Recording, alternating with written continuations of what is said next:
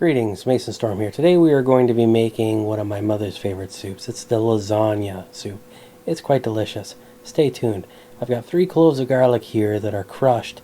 I've got the top 3 Italian spices, oregano, rosemary, and thyme, a teaspoon of each. I'm going to be using Better Than Bouillon. I got a tablespoon of it here. Feel free to use broth if you wish.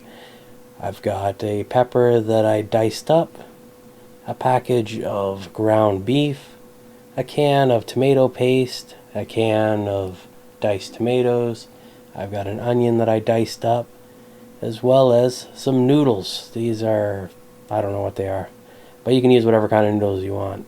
And then in the back here, I've got some ricotta, about 250 grams of it, about 8 ounces, I guess. Also going to need some mozzarella and Parmesan, but I didn't have those out when I filmed this. So I got the big pan out here, and I'm just getting some color on my onions before I add in the beef and proceed to give it the old browning operation. And we're just going to cook those down till they're nice and cooked.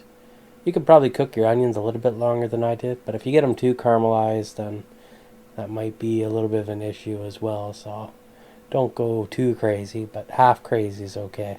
Once our beef's all browned and kind of cooked, we're going to start adding our other ingredients, our garlic, tomatoes, and whatnot. But we're also going to add some water because it's kind of dry and we need some moisture in our soup. And because I'm using bouillon rather than using broth. If you're using broth, it's not so much of a thing, but because I'm using bouillon, we got to get our stuff right. Get our seasoning in, get it all ready and good to go.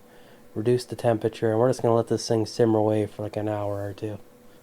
And see how pretty it gets. Look at that. That is some good looking soup. If it gets too dry, add some more water to it. Keep it nice and moist. And now let's make some pasta real quick. I'm not going to really show too much of that, but we're going to be mixing together some cheeses. So I got the ricotta with probably equal parts of mozzarella and a little bit of Parmesan on top. At least I think it was Parmesan. It might have been that other one that's kind of similar to it. A very good cheese either way. And once we have that all mixed together, we do our final seasoning of our soup, just adding a little bit of warm sauce here, just sprucing it up a little bit.